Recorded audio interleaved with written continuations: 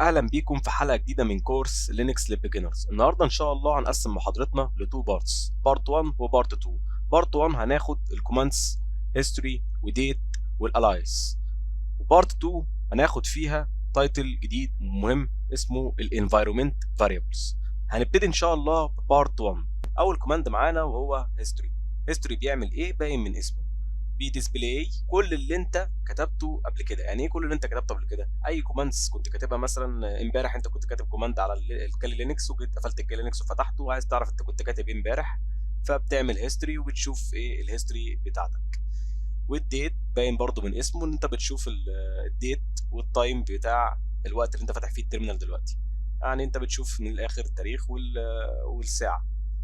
والالياس ده مهم جدا انك تكون عارفه، ده بيعمل شورت كاتس للكوماندز. يعني ايه شورت كاتس للكوماندز؟ يعني مثلا على سبيل المثال انت كتبت اسمك في التيرمينال ودوست انتر، هيقول لك كوماند نوت فاوند. مفيش حاجه اسمها اسمك، يعني مثلا نفترض اسمك محمد، كتبت محمد على التيرمينال ودوست انتر، مش هيران طبعا لان هيقول لك كوماند نوت فاوند، مفيش محمد غير معترف بيه على التيرمينال.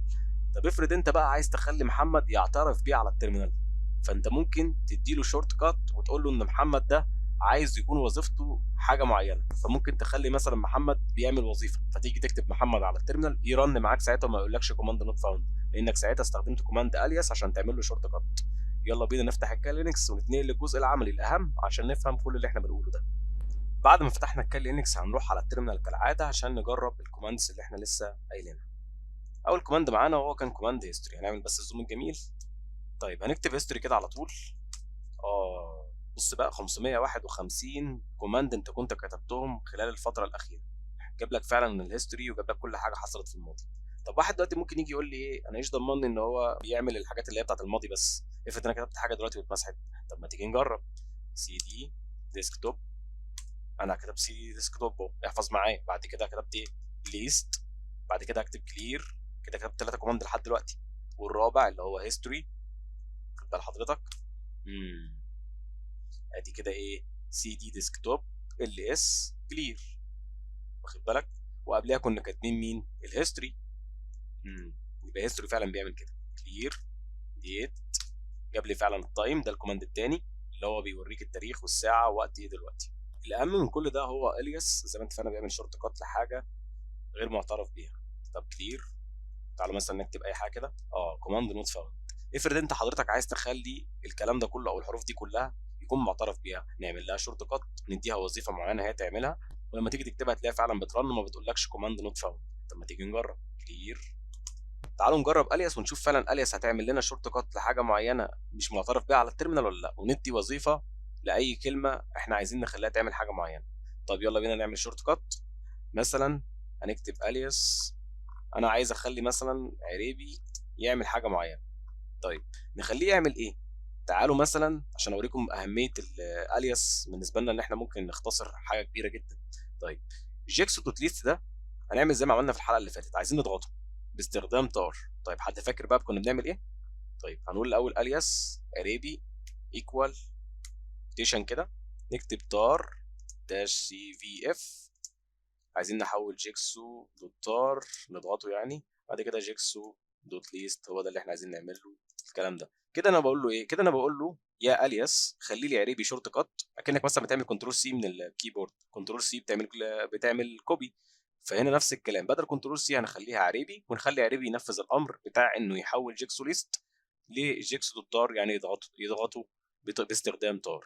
بدل ما نكتب كل ده علشان نستخدم تار لملف جيكسو، لا احنا مجرد ما هندوس عريبي على طول على التيرمينال هينفذ الامر على طول. طب يلا بينا كده. حلو كده، احنا خلاص خلينا عريبي شورت كات. يلا نجرب نكتب عريبي ونشوف فعلا هيتنفذ ولا لا. فعلا اتنفذ اهو، جيكسو دوت ليست. ولو رحنا كده على الديسكتوب، فعلا جيكسو دوت تار اهو، عريبي هو اللي عمله. فاذا ده بيختصر عليا حاجه كبيره جدا، يعني الياس وجوده مهم، لان بدل ما كنت هكتب كل ده انا كتبت عريبه على طول. طب احنا ممكن نعمل ايه تاني؟ حد فاكر ايكو كانت بتعمل ايه؟ والله ايكو كانت بتبرنت الاوتبوت على التيرمينال. جميل، يعني مثلا لو كنت كتبت ايكو هاي ويلكم ايفري ون هاو ار يو دي، بتبرنت كده قدامكم. طب دلوقتي الياس ممكن تفيدني ازاي؟ افرض انت حضرتك دلوقتي عايز تكتب ويلكم مسج وتوريها لمتابعينك او للناس او لاي او لايا كان، لسه تقعد تكتب بقى ايكو وتكتب هاي ويلكم ايفري ون هاو ار يو، وبالذات كمان لو كانت الويلكم مسج طويله جدا فانت بتكتب كتير جدا. طب ما انت ممكن تعمل شورت كات تسميها ويلكم، ومجرد ما تفتح التيرمينال وتكتب ويلكم، يعني الياس هتفيدك بالحته دي، تكتب ويلكم على التيرمينال تلاقي بقى ايه الاوتبوت طلع لك على طول اللي هو هاي ويلكم ايفري ون هاو ار يو، بدل ما تكتب ايكو والكلام ده كله. طب ازاي هنعمل كده؟ نكتب الياس. طب انت عايز تعمل ايه؟ عايز اخلي ويلكم ايكوال ايكو كوتيشن، هاخد مثلا المسج دي برضو هياها كده كوبي، وزي ما قلنا الكوبي على التيرمينال كنترول شيفت بلس سي، كنترول شيفت بلس في بيست، نقفل الكوتيشن وندوس انتر. كده بقى المفروض ان هي اتعملت معايا. تعالوا نكتب ويلكم. فعلا اتعملت معايا. اذا الياس اختصرت عليها كتير جدا، يعني بدل ما كنت لسه هقعد اكتب بقى ايكو هاي مش عارف ايه، خلاص انا عملت مسج واحده بكتب ويلكم بيطلع لي الكلام ده كله. فالياس من الكوماندز المهمه جدا ان انت تكون عارفها، لانك انت ممكن توظف وتعمل شورت كاتس كتير جدا تسهل عليك الدنيا، بالذات كمان لو انت بقيت تشتغل باحتراف وبقى ده شغلك يعني ان شاء الله. طيب هنتنقل لتاني بارت معانا النهارده في محاضرتنا، وهو بارت الانفايرمنت فاريبلز. ما معنى كلمه environment variables؟ Variables are dynamic named values that affect the way process behave on a computer. وهي set outside of a program are often used to pass information to a process. مش فاهمين اي حاجه طبعا صح؟ هنروح على كال لينكس عشان نفهم الموضوع اكتر بشكل جميل ومبسط عملي، ونفهم الجزء الثاني من المحاضره ان شاء الله. طيب رجعنا للكال لينكس الجميل بتاعنا عشان نفهم يعني ايه environment variables. الحقيقه environment variables يعني ايه؟ يعني مجموعه من المتغيرات اللي بيعتمد عليها السيستم لتنفيذ شغل معين او مهمه معينه. يعني ايه؟ يعني مثلا لو فتحنا التيرمينال بتاعنا الجميل، عملنا الزوم عشان تشوفوا معايا، ونفتح الشيل باش، نكتب باش عشان نفتح الشيل كده، احنا في باش دلوقتي. عايزين نكتب مثلا اي فاريبل. يعني ايه اي فاريبل يا باسل؟ يعني مثلا احنا هنعرف الاكس بتساوي 30. جميل جميل. دلوقتي احنا عارفين ان الكوماند اللي بيبرنت الاوتبوت على التيرمينال هو كوماند ايكو، عارفين من المحاضرات اللي فاتت دي. حلو. يعني انا دلوقتي لو كتبت ايكو اكس هيديني 30، ولكن المره دي انا هكتب ايكو فاريبل اكس. اكس بالنسبه لي دلوقتي فاريبل غير معروفه، بس انا عرفتها فوق ان هي بتساوي 30، يبقى لما انا اقول له برنت الفاريبل اكس هيديني كام؟ هيديني 30. اذا ده environment variables. طب خلينا نشوف الفاريبلز اللي موجوده على الكالي لينكس عندنا. فلو جيت مثلا عملت كلير، هنكتب env عشان يبرنت كل الانفايرمنت فاريبلز اللي موجوده على النظام. دي كل الانفايرمنت فاريبلز الموجوده على السيستم عندك. ايه كل الكلام ده؟ دي كلها فاريبلز هو مساويها بحاجات، يعني مثلا شيل مساويه بالكلام ده كله. يعني انت لو عملت ايكو فاريبل شيل هيطلع معاك الموضوع. تعالوا كده نجرب ايكو فاريبل شيل. فعلا طلع معايا اهو. ليه؟ لان هو سوى الفاريبل ده بالباس ده. جميل. طب انت ايه اللي يهمك بس من كل الكلام ده؟ انا اللي يهمني من كل الانفايرمنت فاريبلز هو ده الباس. واخدين بالكم قد ايه هو كبير؟ هنا بقى يهمني الباس ليه؟ اصل هو هنا موجود في يوزر لوكال اس بن، نقطتين فوق بعض هيروح تاني للمكان ده، بعد كده نقطتين فوق بعض راح تاني للمكان ده، ويلخ. ايه اللي انا بقوله ده؟ مش فاهمين برضه يا باسل؟ تعالوا نفهم اكتر. انا لو جيت كتبت ليست بينفذ العمليه على طول.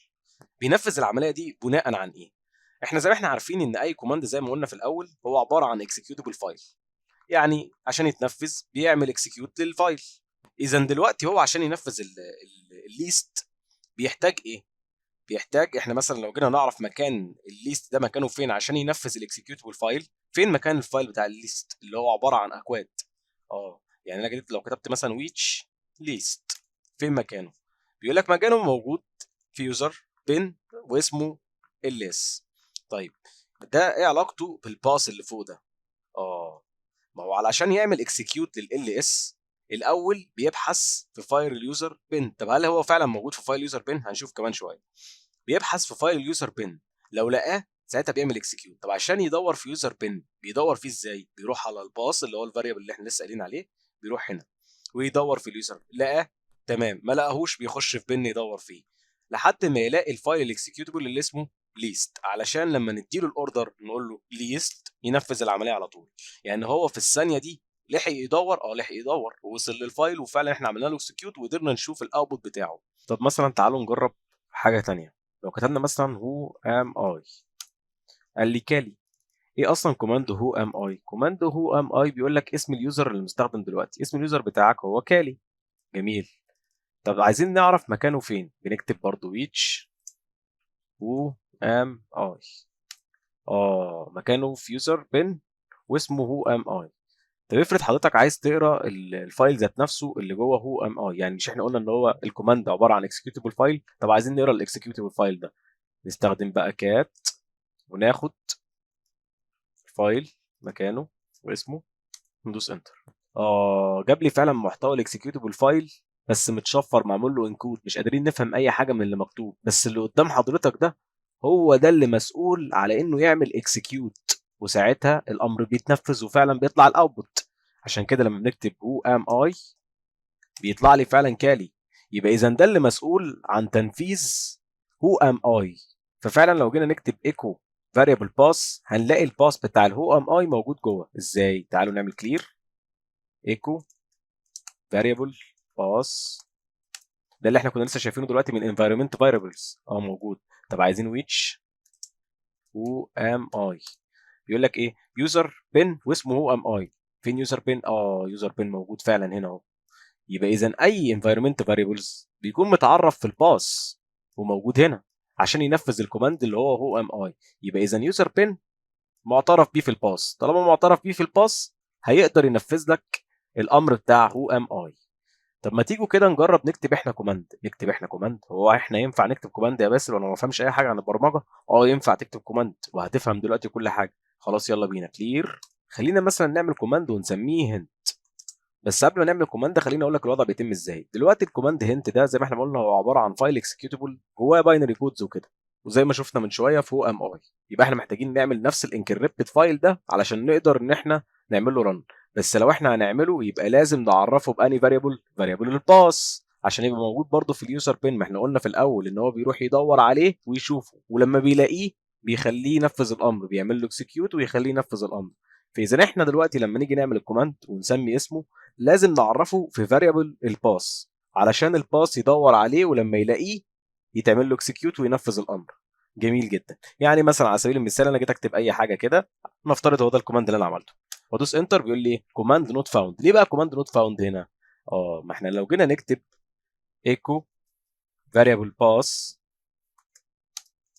هيدور عليه. طب هو اصلا ملوش مكان، ما انا لو جيت كتبت ويتش ملوش مكان، ما طلعليش حاجه، مش معترف بيه. لكن لو كان طلع له مكان كان هيعمل ايه؟ كان هيدور عليه هنا، واول لما يلاقيه هيتعمل له اكسكيوت وينفذ الامر. اذا احنا دلوقتي محتاجين نعمل اول حاجه اسمه، نعرف اسمه عشان نعمل الانكريبتد كود اللي جوه.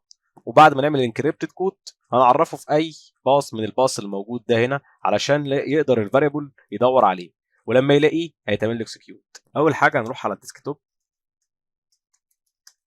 وبعدين هنعمل دايركتوري نسميه مثلا بيسو.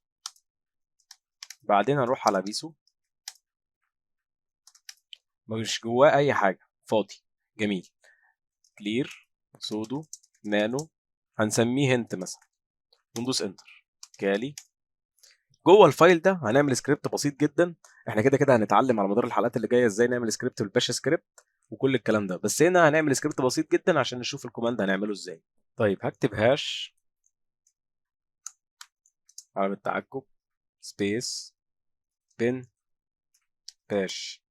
هنيجي للحته دي ان شاء الله على مدار الحلقات وهتفهم ايه اللي انا كاتبه ده، ما تركزوش في دي دلوقتي. بعد كده هكتب ايكو عادي اللي احنا عارفينها، ايكو، واكتب مثلا ويلكم تو اور فاميلي.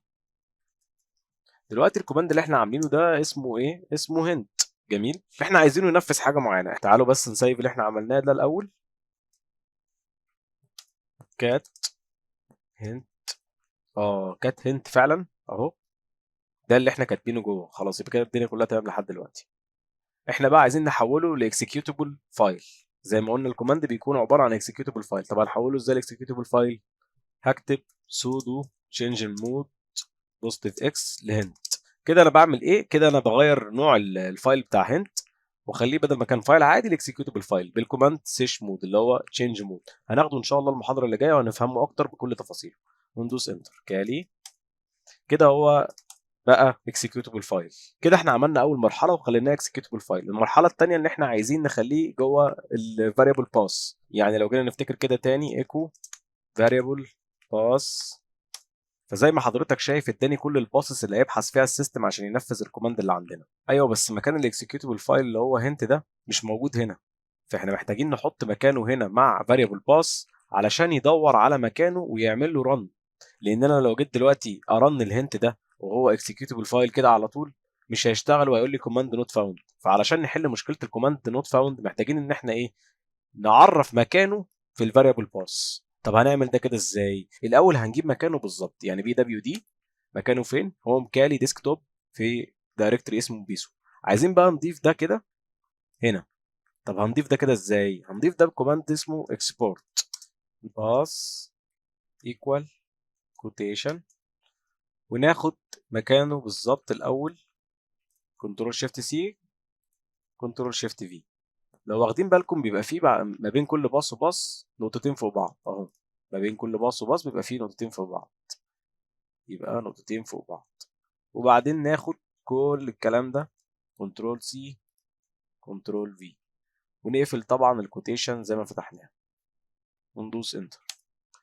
كده بقى احنا حطينا مكانه بالظبط مكان الهنت اللي هو الاكسكيوتبل فايل، زودناه جوه باص.